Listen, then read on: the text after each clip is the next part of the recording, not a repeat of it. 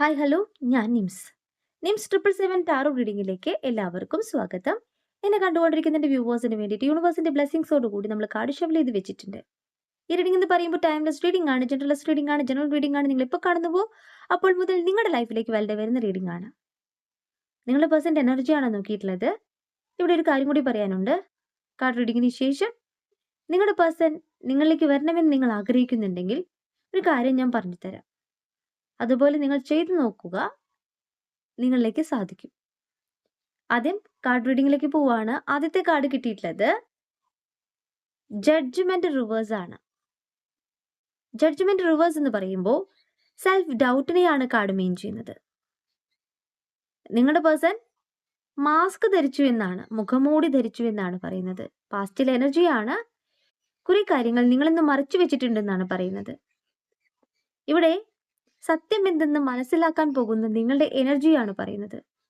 പാസ്റ്റില് അവരുടെ സ്നേഹം നിങ്ങളോട് എത്ര കണ്ട് എക്സ്പ്രസ് ചെയ്തിട്ടുണ്ടാവില്ല. അവരുടെ സ്നേഹം യാഥാർത്ഥ്യമായിരുന്നോ എന്ന് തന്നെയാണ് നിങ്ങൾക്കും സംശയം. ആ സംശയം നമുക്ക് നോക്കാം. നിങ്ങളുടെ പേഴ്സണെ നിങ്ങളെ സ്നേഹിച്ചിരുന്നോ എന്ന് നമുക്ക് നോക്കാം. നെക്സ്റ്റ് കാർഡിന്റെ മീനിങ്ങിലേക്ക് പോവാണ്. ഇവിടെ നെക്സ്റ്റ് കാർഡ് കിട്ടിയിട്ടുള്ളത് ജസ്റ്റിസ് ആണ്.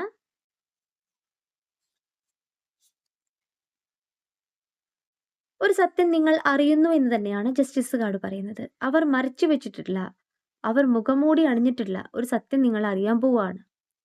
വിഷ്ടത്തെയാണ് കാർഡ് മീൻ ചെയ്യുന്നത്. നിങ്ങൾ എന്ന വ്യക്തി എന്താണ് യൂണിവേഴ്സിനോട് പ്രാർത്ഥിച്ചിട്ടുള്ളത്, ആ ഒരു കാര്യം നിങ്ങളിലേക്ക് അറിയപ്പെടാൻ പോവുകയാണ്. ഒരു ബാലൻസ് നിങ്ങളുടെ ബന്ധത്തിൽ തരണമെന്ന് അവർ ആഗ്രഹിക്കുന്നുണ്ട്. ഇന്ന് നിങ്ങളുടെ ജീവിതത്തിലേക്ക് ഗുഡ് കർമ്മയാണ് വരുന്നത്. നിങ്ങളും അവരും സെപ്പറേഷനിലായ ഒരു നിമിഷം മുതൽ നിങ്ങളിലേക്ക് ബാഡ് കർമ്മയാണ് ഉണ്ടായിട്ടുള്ളത്. അതുപോലെ തന്നെയാണ് അവർക്കും ഉണ്ടായിട്ടുള്ളത്.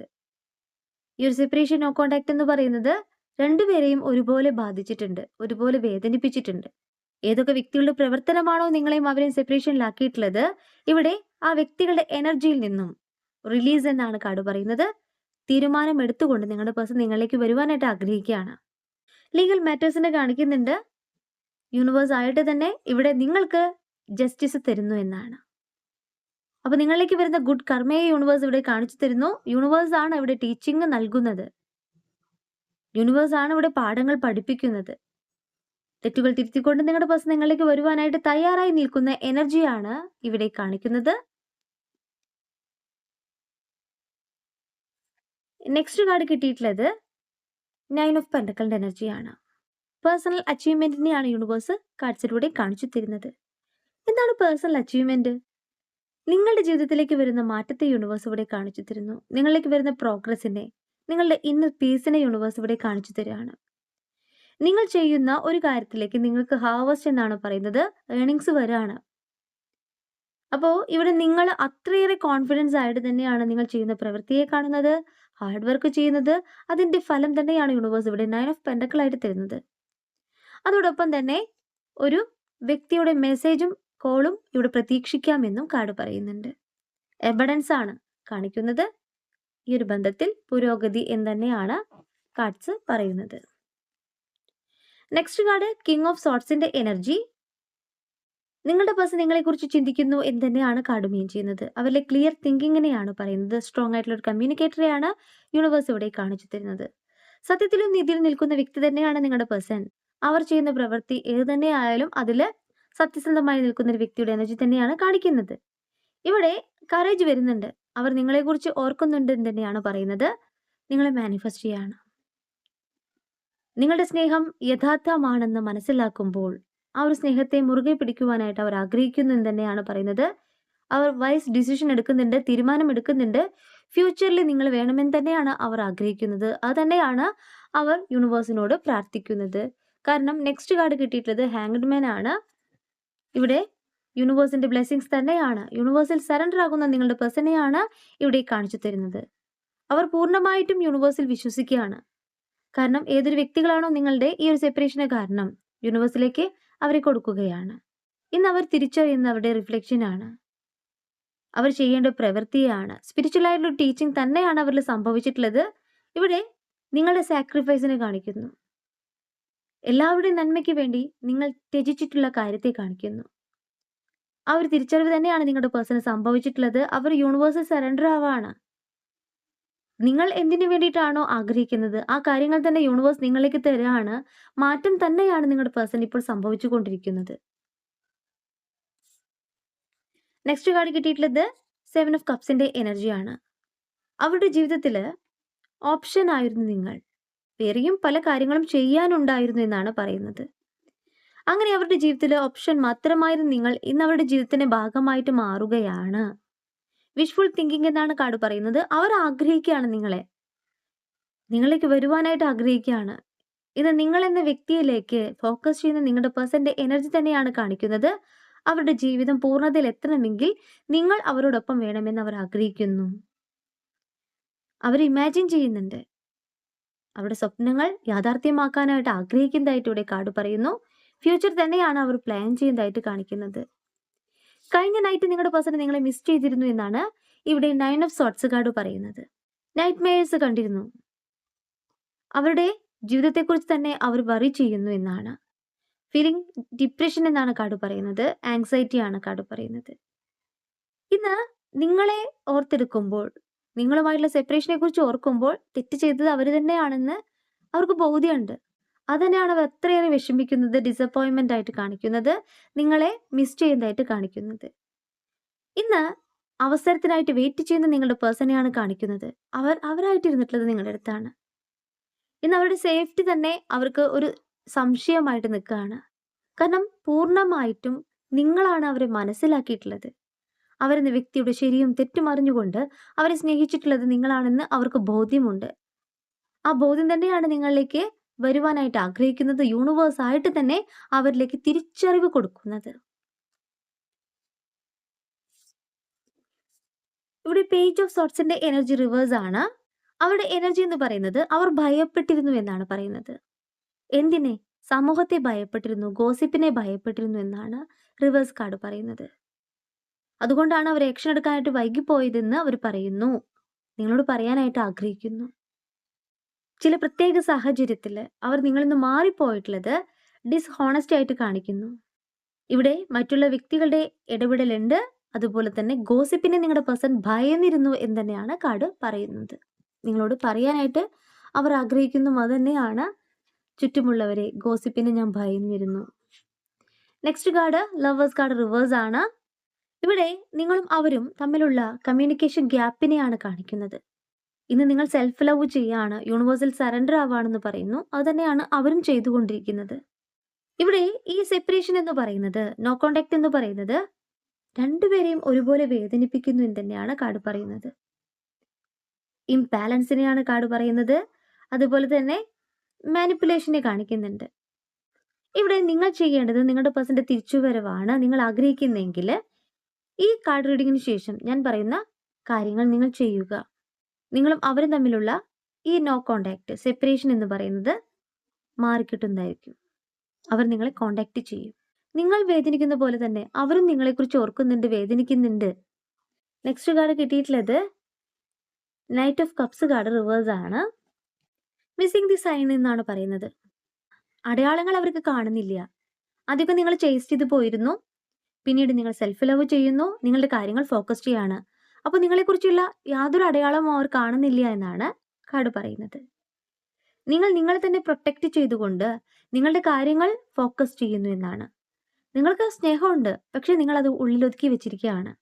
കാരണം അവർ എക്സ്പ്രസ് ചെയ്യാത്തടത്തോളം കാലം നിങ്ങൾക്കത് പിന്തുടരേണ്ട ആവശ്യമില്ല എന്ന് നിങ്ങൾ തിരിച്ചറിയുന്നു. നിങ്ങളുടെ സ്നേഹം അവിടെയുണ്ട്. നിങ്ങൾ ആരെയും വേദനിപ്പിക്കാൻ പോകുന്നില്ല, ആർക്കും ശല്യമായി മാറുന്നില്ല. ഇന്ന് നിങ്ങൾ യൂണിവേഴ്സിനോട് പ്രാർത്ഥിക്കുന്നത് അത് തന്നെയാണ്. അവർ അവരുടെ കാര്യങ്ങൾ നോക്കി നിൽക്കണമെങ്കിൽ ഇരുന്നോട്ടെ.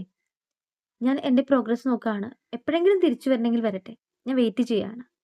അത് നിങ്ങളുടെ മനസ്സിലുള്ളൊരു കാര്യമാണ്. നിങ്ങൾ പദ്ധതിയിട്ടിട്ടുള്ളൊരു കാര്യമാണ്. പക്ഷേ അവരെ യാതൊരു വിധത്തിലും നിങ്ങൾ ഉപദ്രവിക്കുന്നില്ല. അതവർ മനസ്സിലാക്കുന്നുണ്ട്. ഇനി നിങ്ങളുടെ വളർച്ച അവരറിയുന്നുണ്ട്. നിങ്ങളെ കാണുന്നില്ല എന്നുള്ളൂ. നിങ്ങളുടെ വളർച്ച, നിങ്ങളിലേക്ക് സംഭവിക്കുന്ന മാറ്റങ്ങൾ, നിങ്ങളുടെ പ്രോഗ്രസ് ഒക്കെ അവർ അറിയുന്നുണ്ട്. അപ്പോൾ അവർ ചെയ്തിട്ടുള്ള തെറ്റിനെ കുറിച്ച് അവർക്ക് റിഗ്രറ്റ് ആണ് ഉണ്ടാകുന്നത്, ഡിസപ്പോയിൻമെന്റ് ആണ് കാണിക്കുന്നത്. ഈ ഒരു സെപ്പറേഷൻ എന്ന് പറയുന്നത് അവരുടെ തെറ്റ് മൂലമാണ് ഉണ്ടായിട്ടുള്ളത് എന്നുള്ള തിരിച്ചറിവ് തന്നെയാണ് ഇവിടെ കാർഡ് മീൻ ചെയ്യുന്നത്. നമുക്ക് ഒറക്കൽ ഡെക്ക് എടുക്കാം. നിങ്ങളുടെ പേഴ്സണ് നിങ്ങളോട് പറയാനുള്ള കാര്യത്തെ നമുക്ക് നോക്കാം. ഡേ ഡ്രീമിംഗ് എന്നുള്ളൊരു കാർഡാണ് ആദ്യം കിട്ടിയിട്ടുള്ളത്. I M always logging for you. ഞാൻ എപ്പോഴും നിന്നെ കൊതിക്കുന്നു, നിന്നെ ആഗ്രഹിക്കുന്നു എന്നാണ്.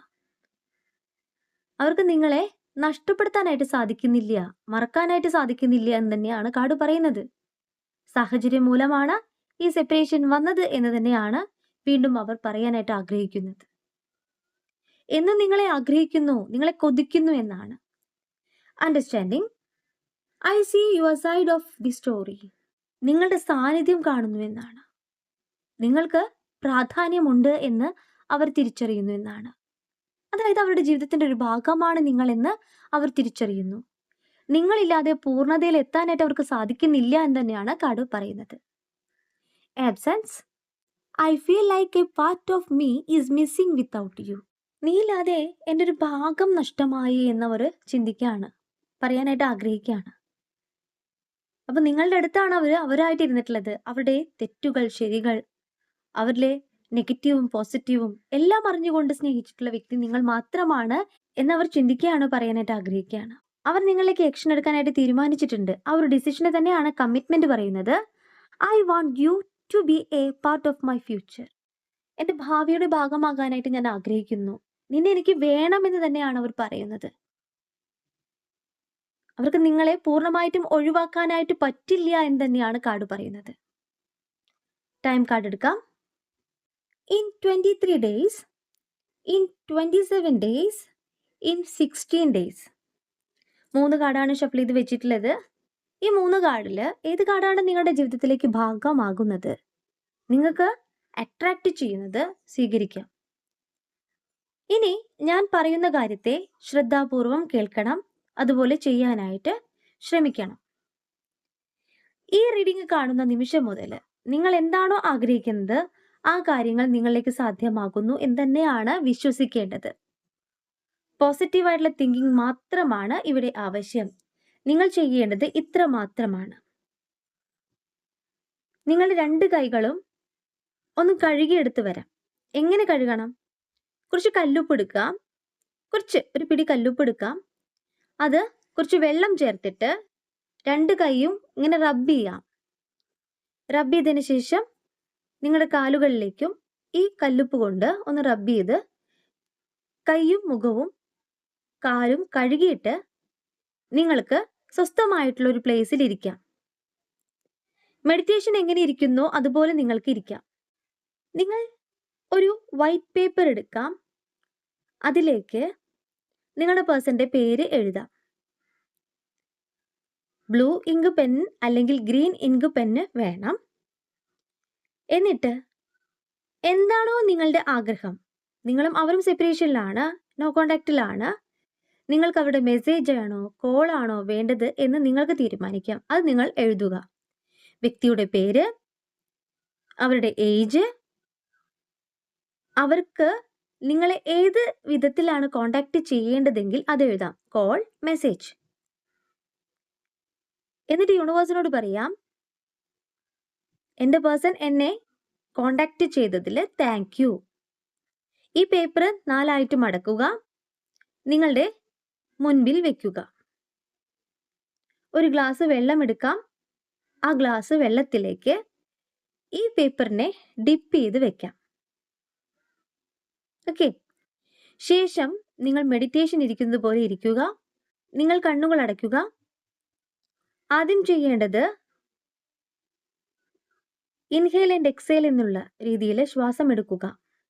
കുറച്ചു നേരം നിങ്ങൾ ആ ശ്വാസത്തിലേക്ക് ശ്രദ്ധിക്കുക.